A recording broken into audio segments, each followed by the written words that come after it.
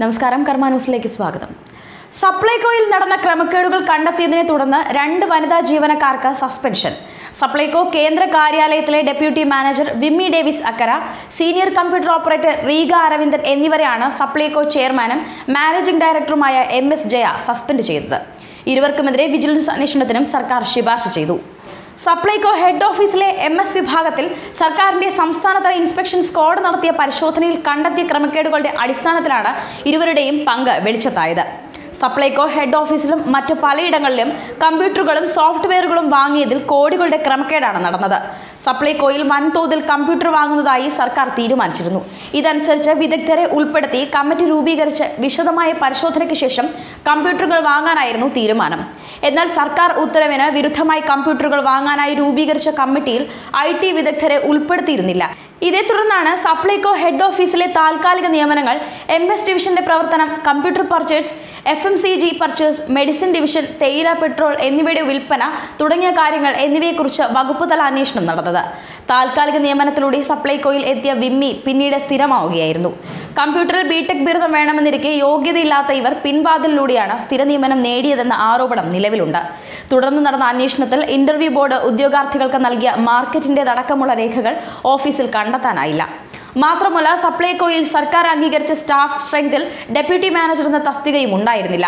Computer പ്രോഗ്രാമേഴ്സിന്റെ വൻതോതിൽ പിൻവാതിലിലൂടെ ലക്ഷങ്ങൾ വാങ്ങി നിയമിക്കുകയും സർക്കാർ നിർദ്ദേശിച്ച സോഫ്റ്റ്വെയർ വാങ്ങാതെ സ്വന്തമായി സോഫ്റ്റ്വെയർ നിർമ്മിച്ച് സർക്കാരിനെ കബളിപ്പിക്കുകയും ചെയ്തതുവഴി വൻ തട്ടിപ്പാണ് നടന്നത്. 41 കോടി രൂപ ഇതിനായി അനുവദിച്ചിരുന്നെങ്കിലും 21 കോടി രൂപയ്ക്ക് സോഫ്റ്റ്വെയർ നിർമ്മിക്കുകയായിരുന്നു. പർച്ചേസിംഗിന് ഈ ടെൻഡർ നടപടികൾ ഉണ്ടായിരുന്നെങ്കിലും സ്ഥിരമായി ഒരു കമ്പനിക്കായിരുന്നു ടെൻഡർ അനുവദിച്ചിരുന്നത്. ഇത് സംശയാസ്പദമാണെന്നായിരുന്നു കണ്ടെത്തൽ. മാനദണ്ഡങ്ങൾ കാറ്റിൽ പറത്തി കമ്പ്യൂട്ടർ സോഫ്റ്റ്വെയറും വാങ്ങിക്കൂട്ടിയ വകയിൽ സർക്കാരിനുണ്ടായ ഭീമമായ നഷ്ടം ജീവനക്കാരിൽ നിന്ന് ഈടാക്കാനാണ് പ്രാഥമിക ശുപാർശ. Finance AGM S Anil, marketing AG MR Satheesh, മാനേജർമാരായ ഷീബ ജോർജ്, വിമ്മി ഡേവിഡ് അക്കര എന്നിവരിൽ നിന്ന് ഈടാക്കാനാണ് അന്വേഷണ സംഘം ശുപാർശ ചെയ്തിട്ടുള്ളത്. കൂടുതൽ കാര്യങ്ങൾ വിജിലൻസ് അന്വേഷണത്തിലെ തെളിയൂ എന്നും അന്വേഷണ റിപ്പോർട്ടിലുണ്ട്. സപ്ലൈകോ ഹെഡ് ഓഫീസിലെ MS സെക്ഷൻ മുഖേനയാണ് സംസ്ഥാനത്തെ 60ഓളം ഡിപ്പോകളിലെയും 1500ഓളം ഔട്ട്ലെറ്റുകളിലെയും ഹെഡ് ഓഫീസ്, റീജിയണൽ ഓഫീസ് എന്നിവിടങ്ങളിലേക്ക് കമ്പ്യൂട്ടർ, പ്രിന്റർ, UPS തുടങ്ങിയവ വാങ്ങുന്നത്. കഴിഞ്ഞ 5 വർഷത്തിലധികമായി ഈ കമ്പനി തന്നെ സ്ഥിരമായി ടെൻഡറിൽ ഏറ്റവും കുറഞ്ഞ തുക രേഖപ്പെടുത്തി സാധനങ്ങൾ സപ്ലൈകോയിൽ നൽകി വരികയാണ്.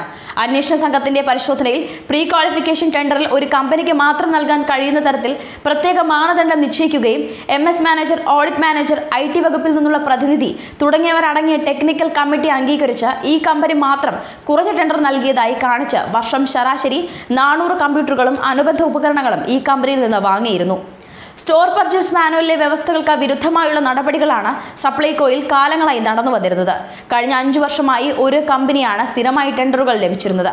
സുതാര്യമെന്ന് തോന്നിക്കാവുന്ന ടെൻഡർ നടപടികളിൽ വൻ കള്ളത്തരം നടത്തിയാണ് ഈ കമ്പനിക്ക് സ്ഥിരമായി ടെൻഡർ നൽകിയിരുന്നത്. ഈ സാഹചര്യത്തിൽ കഴിഞ്ഞ 5 വർഷത്തെ കമ്പ്യൂട്ടറിന്റെയും അനുബന്ധ ഉപകരണങ്ങളുടെയും പർച്ചേസിംഗും ദുരൂഹമാണ്. 2017 ഓഗസ്റ്റ് മുതൽ 2018 ജൂലൈ വരെയുള്ള ഒരു വർഷക്കാലം മാത്രം 3,66 ലക്ഷം രൂപയുടെ കമ്പ്യൂട്ടർ ഈ സ്ഥാപനം മുഖേന ഇവരുടെ നേതൃത്വത്തിൽ വാങ്ങിക്കൂട്ടിയിട്ടുണ്ട്. പ്രിന്റർ, UPS എന്നിവയ്ക്കായി 68 ലക്ഷത്തിലധികം രൂപ വേറെയും ചിലവഴിച്ചിട്ടുണ്ട്. പ്രത്യുപകാരമായി ലാപ്ടോപ്പുകളും മൊബൈൽ ഫോണുകളും പലർക്കും ലഭിച്ചിട്ടുമുണ്ട്. പ്രാഥമിക അന്വേഷണത്തിൽ സസ്പെൻഡ് ചെയ്യപ്പെട്ട വിമ്മി ഡേവിഡ്സ് അക്കരയും റീഗ അരവിന്ദനും കമ്പ്യൂട്ടർ നൽകിയ കമ്പനിയുടെ ആതിഥ്യം സ്വീകരിച്ച് വിദേശയാത്ര നടത്തിയതായി ജീവനക്കാർ തന്നെ അന്വേഷണ സംഘത്തിന് മൊഴി നൽകിയിരുന്നു. ഇരുവരുടെയും പാസ്പോർട്ട് പിടിച്ചെടുത്ത് വിശദമായ അന്വേഷണം നടത്തേണ്ടതുണ്ടെന്നാണ് കണ്ടെത്തിയിരിക്കുന്നത്. സർക്കാരിന്റെയോ സപ്ലൈകോയുടെയോ അനുമതി വിദേശയാത്രയ്ക്കായി ഇവർ വാങ്ങിയിരുന്നില്ലെന്നാണ് സംശയം. 17 പേജുള്ള അന്വേഷണ റിപ്പോർട്ട് നിറയെ ഇവരുടെ അനധികൃത ഇടപെടലുകളുടെ വിശദാംശങ്ങളാണുള്ളത്. സപ്ലൈകോയിൽ നടന്നിരിക്കുന്നത് വൻ അഴിമതിയായതിനാൽ വിജിലൻസ് അന്വേഷണത്തിന് ശുപാർശ ചെയ്യുകയായിരുന്നു. ന്യൂസ് ഡെസ്ക്, കർമ്മ ന്യൂസ്.